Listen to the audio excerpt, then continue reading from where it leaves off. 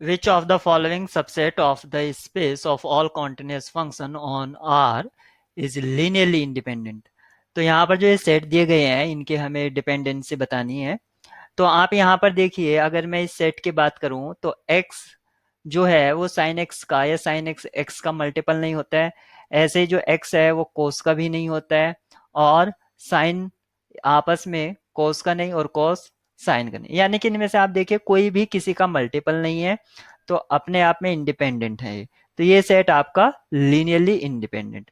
अगर आपको ऐसे समझ में नहीं आया तो इसका रॉन्स्कियन चेक करिए, W वो क्या होगा, एक्स साइन एक्स और कोस एक्स, फिर इनके डेरिवेटिव्स, तो एक्स का वन हो जाएगा, साइन का कोस हो जाएगा, कोस का साइन हो जाएगा, और वन का जीरो, कोस का माइनस साइन एक्स, और साइन माइनस साइन का माइनस कोस एक्स। अब आप इसका डिटर्मिनेंट चेक करिए। अगर इसका डिटर्मिनेंट जो है, क्योंकि हमें पता चल गया है कि ये लीनियरली इंडिपेंडेंट है, तो इसका डिटर्मिनेंट नॉन जीरो आएगा। तो मैं फर्स्ट कॉलम के रेस्पेक्ट में इसको एक्सपेंड कर देता हूं। तो x यहां से क्या आएगा, माइनस कोस स्क्वायर एक्स, और minus minus turns to positive, then negative sine square x. अब negative sine x, sorry minus one, तो यहाँ पर क्या होगा, ये रो और इसको मैं डिलीट कर दूंगा, तो minus sine x cos x, minus sine x cos x, और यहां से minus minus turns to positive, sine x cos x, sine x cos x. फिर जीरो के रेस्पेक्ट में करूंगा तो पूरा जीरो हो जाएगा, तो आप यहां से देखेंगे निगेटिव आउटसाइड ले लूंगा, तो sign square x plus cos square x identity बन जाएगी, तो ये एक्स हो जाएगा, यानी कि माइनस एक्स। ये माइनस वन, तो माइनस ही रहा। और यहाँ जो फॉर्मूला आप देख रहे हैं, ये साइन एक्स कोस साइन ए माइनस बी का फॉर्मूला बन जाता है।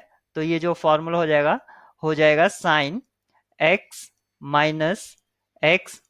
तो यहाँ पर आपका ये फॉर्मूला बना साइन एक्स माइनस एक्स। तो यहाँ पर ये क्या हुआ, साइन जीरो और साइन जीरो का वैल्यू जीरो, तो यानी कि माइनस एक्स आपका एक तरह से नॉन जीरो वैल्यू आ जाते हैं, अगर एक्स आपका नॉन जीरो है तो। ठीक है, ये जीरो के बराबर नहीं आता है, यानी कि माइनस एक्स आता है, तो डिटर्मिनेंट जो है इसका नॉन जीरो है। अदरवाइज अगर हाँ समहाउ अगर मैंने कैलकुलेशन में मिस्टेक कर दी है तो आप चेक कर सकते हैं, बट डिटर्मिनेंट इसका नॉन जीरो आएगा। अब आप इसको देखिए यहाँ पर, तो इसका भी आप ऐसे ही करेंगे।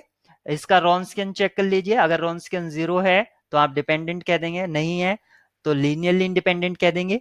अदरवाइज आप यहाँ पर अगर इसको देखें तो साइन वन प्लस एक्स को एक्सपेंड कर दीजिए, तो साइन अगर साइन वन प्लस एक्स को एक्सपेंड करने पर हमें क्या मिलता है, sine one cos x plus cos one sine x.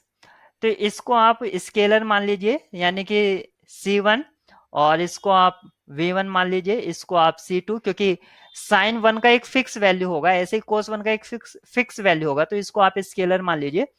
तो ये आपका C2 हो गया और ये आपका V2 हो गया। तो अगर ये V1 और ये V2 है आपका, ये V1 V2 हो गए, तो ये लीनियर कॉम्बिनेशन में आ गया।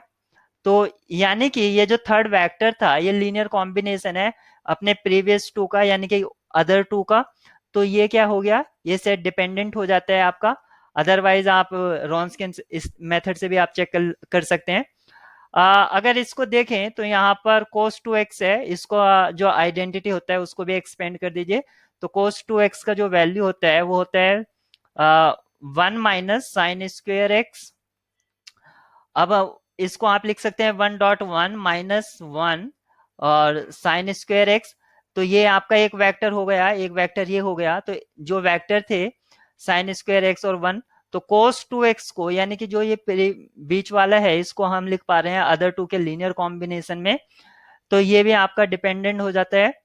और इसको भी चेक कर लीजिए, ये क्या है हमारे पास, जो s है वो है one x minus x square x plus x square और 3x।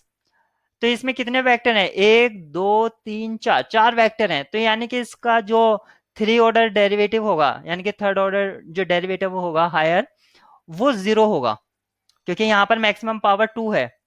तो ये कितने बार तक डेरिवेट कर सकते, इसको डिफरेंशिएट कर सकते हैं, जैसे सपोज करो ये एक्स स्क्वायर है, तो इसको मैं पहली बार डिफ्रेंशिएट करूंगा तो 2x आ जाएगा, फिर सेकंड टाइम करूंगा तो ये 1 आ जाएगा, यानी कि इसको आप ऐसे नेगलेक्ट करके चलिए, यहाँ पर 1 आ जाएगा x का, और फिर इसका जो थर्ड आएगा वो 0 आएगा।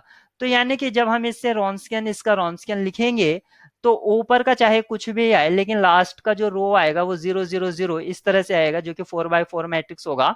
और अगर किसी मैट्रिक्स या डिटर्मिनेंट की अगर चारों एक रो अगर 0 0 या कॉलम 0 0 हो जाता है तो उसका डिटर्मिनेंट 0 हो जाता है, तो इसका डिटर्मिनेंट 0 हो जाएगा, यानी कि ये भी लीनियरली डिपेंडेंट आएगा।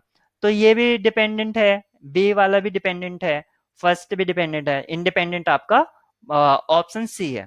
तो यहाँ पर option C is right choice.